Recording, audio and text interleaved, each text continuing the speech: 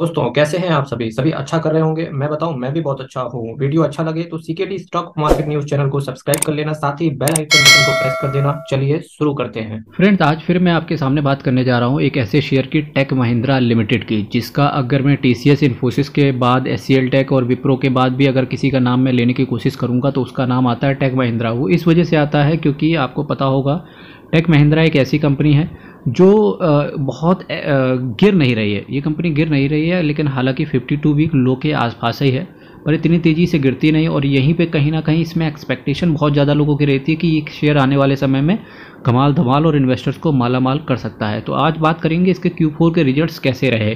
ठीक है, market cap की बात करेंगे तो 99,725 करोड़ का इसका मार्केट कैप है। करंट प्राइस 1024 का है। हाई कंपनी ने 1299 का लगाया, लो कंपनी ने 944 का लगाया। तो अपने आसपास कंपनी लो के आसपास ही लग रही है।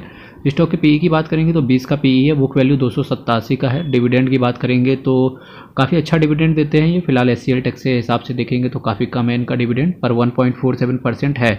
Return on capital employ, return on equity, return on capital employed तो अच्छा है, पर रिटर्न ऑन इक्विटी खराब है, जो कि 20% से कम है।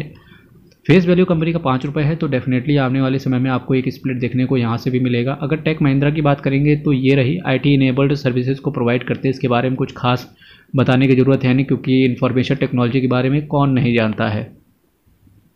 अगर मैं पीयर कंपेटिटर से इसके पीई रेशियो को कंपेयर करने की कोशिश करूं तो पीई रेशियो का मतलब होता है कि जितना ज़्यादा पीई रेशियो होगा, प्राइस अर्निंग रेशियो, जितना ज़्यादा पीई रेशियो होगा उतना महंगा कंपनी होता है प्राइस वाइज, और जितना कम पीई होगा उतना सस्ता कंपनी होता है। टीसीएस की बात करेंगे, टीसीएस की बात करेंगे तो 27 का है, इन्फोसिस 21,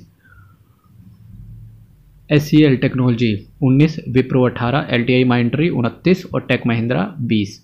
और एचसीएल टेक्नोलॉजी और विप्रो के आसपास ही है, मिड में घूमता रहता है ये। अगर मैं इसके सेल्स की बात करूंगा तो आप देख सकते हैं, सेल्स देखिए कंपनी के यहाँ से सितंबर, दिसंबर और मार्च 13,130 करोड़ का, 13,735 करोड़ का और 13,718 करोड़ का। सेल्स हल्का सा म्यूटेड होते हुए देखने को मिला।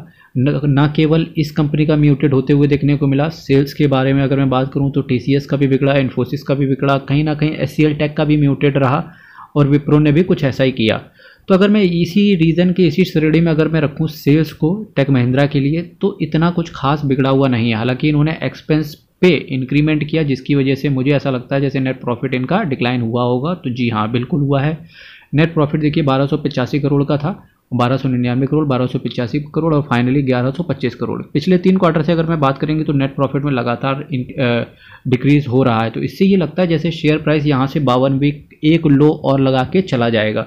ईपीएस की बात करेंगे, 13 का ईपीएस, 13 का ईपीएस, फिलहाल 11 का ईपीएस है। तो थोड़ा सा कंसर्न है इस कंपनी से रिलेटेड। अगर जो इसके फंडामेंटल्स जो इस कंपनी पर बिलीव करते हैं, तो जैसे जैसे कंपनी नीचे गिरती है एक एक्यूमुलेशन का फॉर्मूला अपना सकते हैं, और जैसे कंपनी ऊपर जाएगी, जो कि ऐसा लगता है कि टेक महिंद्रा आने वाले समय में जरूर जाएगा, क्योंकि ना केवल इस कंपनी से रिलेटेड कंसर्न है बल्कि हर आईटी सेक्टर ही, मुझे ऐसा लगता है 2023 में, मैं हमेशा से कहता रहा पास्ट में भी कि आईटी सेक्टर 2023 में प्रेशर में रहेगा। 2024-25 के बाद ही एक अच्छा रिटर्न यहाँ से देखने को मिल सकता है, क्योंकि 22 और 23 खराब रहा किसके लिए? टेक्सटाइल के लिए। अभी टेक्सटाइल का शायद अच्छे दिन आ सकते हैं, देखते हैं क्या होता है। फिलहाल मैं यहाँ पर बात कर रहा हूँ ईयर ऑन ईयर बेसिस पे। बात कर लेते हैं टेक महिंद्रा की, मार्च 21, मार्च 22, मार्च 23। ईयर ऑन ईयर बेसिस पे सेल्स पे कोई गड़बड़ी नहीं देखने को मिल रही है, पर इसके अगर मैं ईयर ऑन ईयर बेसिस पे नेट प्रॉफिट को देखूं तो ईयर ऑन ईयर बेसिस पे नेट प्रॉफिट भी गड़बड़ाते हुए देखने को मिल रहा है। 4,353 करोड़, 5,630 करोड़, 4,857 करोड़। ईपीएस 45, 57 और 49 का ईपीएस आ गया। अब मेरे मित्रों, ये 1299 तभी पार करेगा जब इसका ईपीएस वापस से 57 के ऊपर निकलते हुए देखने को मिलेगा। अब ये कब मिलेगा देखने को? ये मेरे ख्याल से अगले साल मार्च 24 को जो रिजल्ट्स आएंगे उसके बाद ही देखने को मिलेगा। उससे पहले कोई उम्मीदें नहीं की जा सकती हैं इस कंपनी से।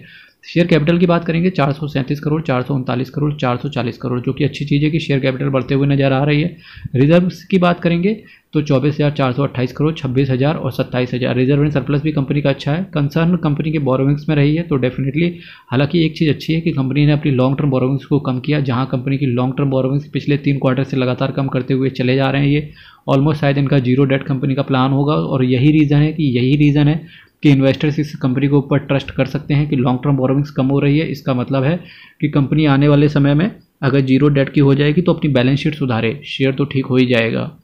अगर मैं इसके कैश फ्लो की बात करूँगा तो मार्च 22 में जहाँ इसका 1098 करोड़ का कैश फ्लो पॉजिटिव था, वहीं अभी केवल 5 गुने से नीचे गिर चुका है। 215 करोड़ का ही केवल इसका कैश फ्लो रह गया है, जो कि एक कंसर्न है। हालांकि डेटर डेज इन्होंने कम कर लिए हैं, 98 दिन से 56 डेज कर लिए हैं, तो कैश फ्लो कंपनी के अंदर आने वाले क्वार्टर में ठीक देखने को मिल सकता है। अगर मैं प्रोमोटर्स की होल्डिंग की बात करूँगा तो प्रोमोटर्स ने यहाँ भी स्टेक थोड़ा सा अपना निकाल दिया, जहाँ 35.19% प्रोमोटर होल्ड करके चलते थे, आज वहीं 35.17% ही रह गया। एफआईआईज़ की बात करेंगे तो कंपनी के अंदर एफआईआईज़ ने भी बिकवाली करी। डीआईआईज़ की बात करेंगे तो डीआईआईज़ ने स्टेक अपना इंक्रीमेंट किया है, न केवल इंक्रीज़ किया बल्कि 2% के आसपास इंक्रीज़ किया है। गवर्नमेंट ऑफ इंडिया के पास 0.17% का स्टेक है, पब्लिक के पास कंपनी का 12.07% है। इससे पहले कंपनी प्रोमोटर्स के पब्लिक के पास था 12.93%। अदर्स के पास इस समय कुछ भी नहीं है, पास्ट में होगा कभी। अगर मैं अब मैं टोटल रिजल्ट्स की बात करूं तो देखिए सेल्स बिगड़ते हुए देखने को मिली, जिसकी वजह से ईपीएस भी गया, ईयर ऑन ईयर बेसिस पे भी कंसर्न खड़ा हो गया। लेकिन कंपनी ने बैलेंस शीट को सुधारने के लिए अपने लोन्स पे कंट्रोल किया। लोन्स हालांकि जो लॉन्ग टर्म बोरोविंग्स है उसको पे ऑफ करने की कोशिश करी है, और कंपनी ने डेटर डेज पे सुधार किया है। प्रोमोटर्स ने अपनी स्टेक को खाली किया है, और पब्लिक ने कंपनी के अंदर भी स्टेक को खाली किया। हालांकि डोमेस्टिक इंस्टीट्यूशनल इन्वेस्टर्स यानी कि म्यूचुअल फंड हाउसेस को कंपनी पर भरोसा है, क्योंकि म्यूचुअल फंड हाउसेस करते ही क्यों ना करता, क्योंकि उनके पास बल्क में शेयर रखे होंगे, वो धीरे धीरे एक एक्यूमुलेशन का फॉर्मूला अपना रहे होंगे। मेरे मित्रों, अब डिसीजन आपको यहाँ से लेना है कि शेयर में अगर और भी ज़्यादा गड़बड़ी हो जाए तो आप ये देख लेना कि एक लो 52 वीक और लगा सकता है ये शेयर प्राइस को। अभी चूंकि मार्केट ऑल टाइम हाई पे चल रहा है, फिर भी आईटी सेक्टर काम नहीं कर रहा है, और जैसे ही मार्केट गिरना कोशिश करेगा, जो कि मुझे ऐसा लगता है आने वाले 1-2 महीने में मार्केट गिरना ही, तो जैसे ही मार्केट गिरेगा तो ये शेयर प्राइस भी एक लो और लगा सकता है। तो कंसर्न रहना और बहुत ज़्यादा कॉशियस रहना, मार्केट के अंदर थोड़ा सा अटेंटिव रहने की कोशिश करना। इसी के साथ साथ चूँकि मार्केट ऑल टाइम हाई पे है तो नई होल्डिंग्स को लेने से बचना, क्योंकि अगर मार्केट गिरता है तो डेफिनेटली आप फिर से 1-2 साल के लिए फंसे रह जाओगे। मेरे मित्रों, जब ये मार्केट ऑल टाइम हाई पे होता है तो आपको इन्वेस्टमेंट रोकना नहीं चाहिए, स्पेशली म्यूचुअल फंड पे तो आप बिल्कुल मत रोकें। लेकिन एक जो स्टॉक मार्केट में पैसा लगा के आते हो, उसकी जगह आप कहीं दूसरी जगह डालें पैसा, जहाँ पे आपको फिक्स्ड रेट ऑफ रिटर्न मिले। फॉर एग्जांपल के तौर पे रेकरिंग डिपॉजिट में डालना शुरू कर दो या फिक्स्ड डिपॉजिट में डालना शुरू कर दो। जैसे ही मार्केट गिरेगा आने वाले समय में, तो आप वो फिक्स्ड डिपॉजिट वाला पैसा निकाल के, जब मार्केट लो रहता है, जैसे 16,000 निफ्टी आ गया था, 16,500 तक भी गया, उस समय अपने पैसे को एक्यूमुलेट करना शुरू करो। ठीक, अभी क्या होगा, अभी आप ऑल टाइम हाई मार्केट में डाल दोगे पैसा, शेयर नीचे आ जाएगा, और जब शेयर नीचे आ जाएगा तो फिर आप डालने की चेष्टा नहीं करोगे, क्योंकि मार्केट गिर चुका होगा। ठीक है, तो इस वजह से जब हाई मार्केट चल रहा हो तो चुपचाप देखने का रहता है, और जब मार्केट गिर रहा होता है वहाँ आपको खरीदने का रहता है। ये स्ट्रेटेजी अपनाएंगे, स्टॉक मार्केट में कोई भी आपको गिरा नहीं पाएगा। मेरे मित्रों, कल फिर आपके साथ मिलेंगे। वीडियो शेयर कर लेना, चैनल सब्सक्राइब कर देना। तब तक के लिए बहुत बहुत धन्यवाद।